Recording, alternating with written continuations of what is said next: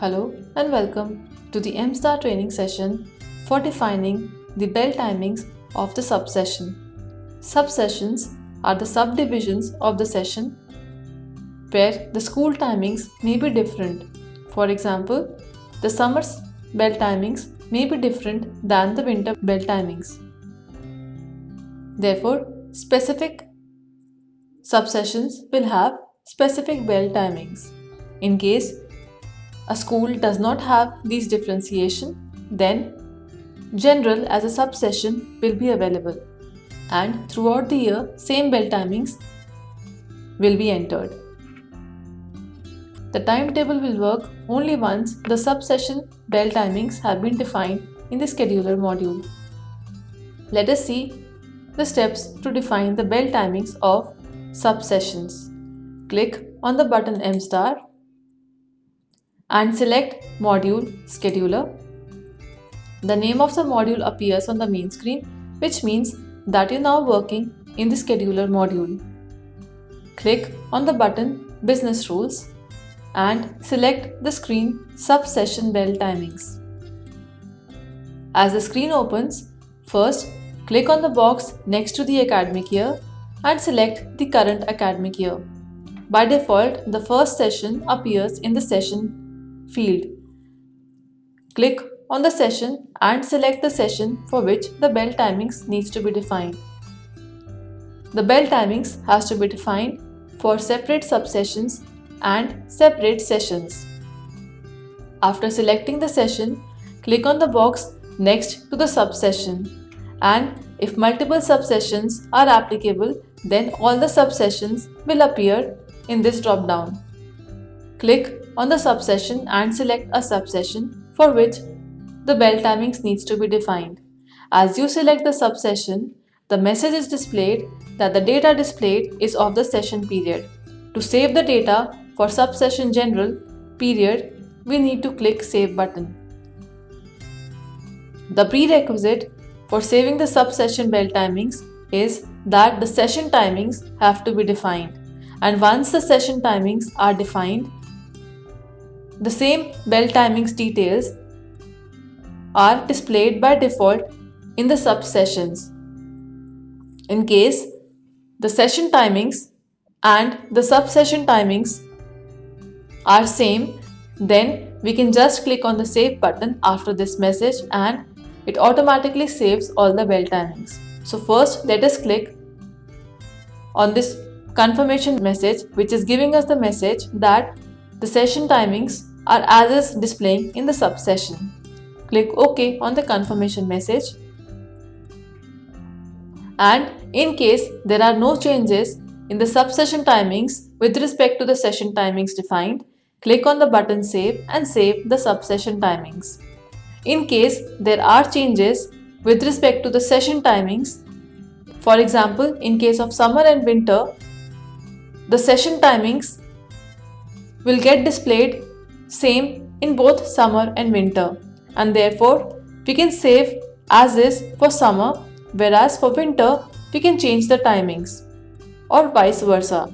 So to change the timings of a subsession, let us see the steps. The main screen is also showing us the time from and time to. This is the start time and the end time of the subsession as defined in the configuration module.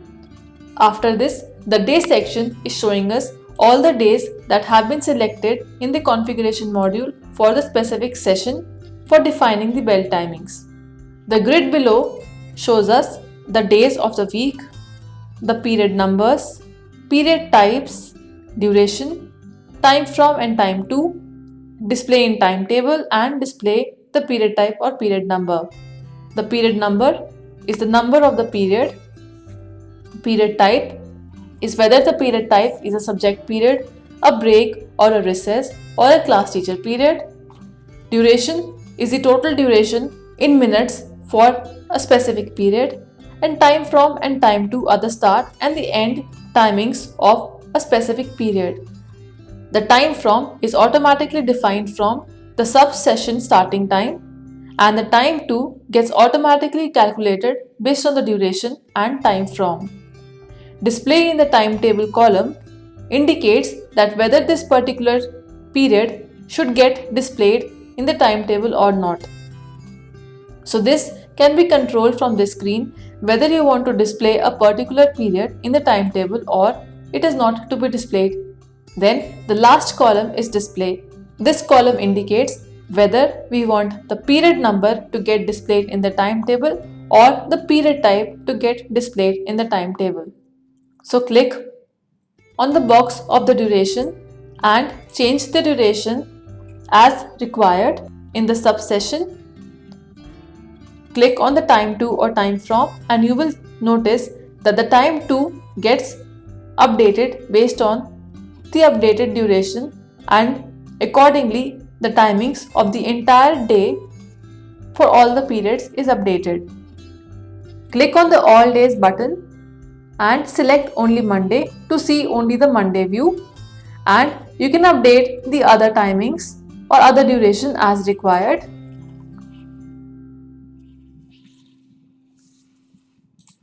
And the duration of the subsession for all the period timings are updated. By default, the break period or any recess period is not displayed in the timetable and there is no period number that can be assigned to it.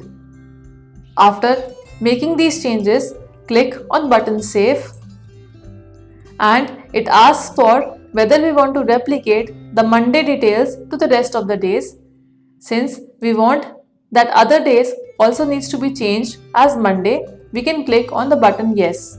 In case we want that certain days will have different timings, then we can select No for replication and then go ahead and change the timings of all the days separately. So click Yes to replicate the data to other days, and a small screen will appear listing the names of the days to which the data needs to be replicated. Click on the box against all the days or selected days only and click on button OK.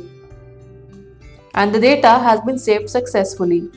Click OK on the confirmation message and reselect the session and the subsession. And you will notice that the details as saved for Monday gets replicated to all the days as required.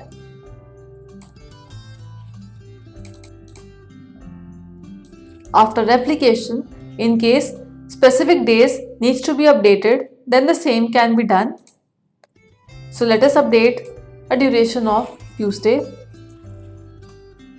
and only for Tuesday the duration for all the periods will get updated.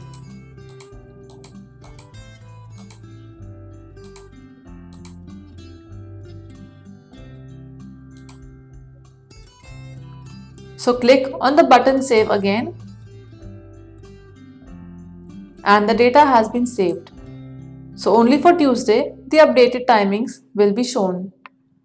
The display in timetable and the display of period type and period number has to be same for all the days. So repeat these steps for other sessions and subsessions as required. Click on the clear button to clear the screen, and thank you for watching this video.